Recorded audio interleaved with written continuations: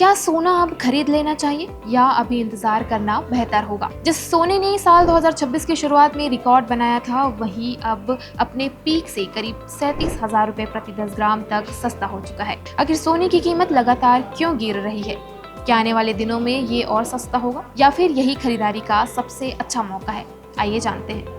अंतर्राष्ट्रीय बाजार में गोल्ड की कीमत $5,602 प्रति औंस तक पहुंच गई थी। वहीं भारत में 10 ग्राम सोने का भाव करीब 1,80,000 रुपए के रिकॉर्ड स्तर पर था। लेकिन अब तस्वीर पूरी तरह बदल चुकी है। फिलहाल अंतर्राष्ट्रीय बाजार में सोना करीब $4,040 प्रति औंस के आसपास कारोबार कर रहा है। वहीं भारत में इसकी कीमत घटकर लगभग 1,43,000 रुपए प्रति 10 ग्राम रह गई है। यानी अपने हाईएस्ट लेवल से सोना करीब 37,000 रुपए तक सस्ता हो चुका है। अब सवाल उठता है कि आखिर सोने की कीमतों में लगातार गिरावट क्यों आ रही है? इसकी सबसे बड़ी वजह है अमेरिका और ईरान के बीच बढ़ता तनाव। वॉर और जियोपॉलिटिकल इवेंट ने पहले सोने को सेफ इन्वेस्टमेंट बनाकर उसकी कीमतें बढ़ाई, लेकिन जैसे जैसे बाजार में सीज फायर की उम्मीद बनी और इन्वेस्टर्स की स्ट्रेटजी बदली, सोने पर दबाव बढ़ने लगा। हालांकि अमेरिका ईरान बातचीत टूटने और फिर से सैन्य गतिविधियां बढ़ने से बाजार में अनिश्चितता अब भी बनी हुई है।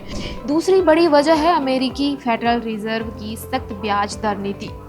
सोना किसी तरह का ब्याज या डिविडेंड नहीं देता। ऐसे में जब ब्याज दरें ऊंची रहती है तो इन्वेस्टर्स फिक्स्ड इनकम और दूसरे बेहतर रिटर्न वाले विकल्पों की ओर रुख करते हैं।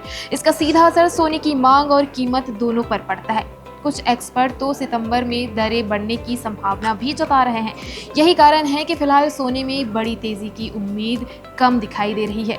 अब सबसे बड़ा सवाल, क्या अभी सोना खरीदना चाहिए?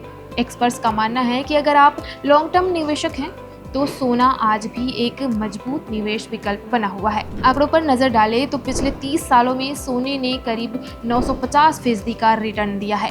वहीं पिछले 5 सालों में गोल्ड ने लगभग 19% CAGR से इन्वेस्टर्स को शानदार कमाई कराई है।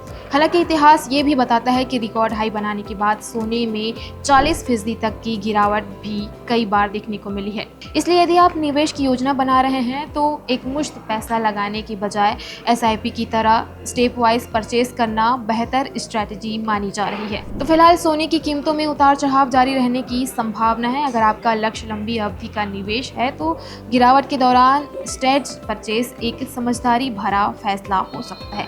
आपकी क्या राय है? क्या आप इस समय सोना खरीदेंगे या अभी और गिरावट का इंतजार करेंगे? अपनी राय कमेंट में जरूर बताइएगा। धन्यवाद।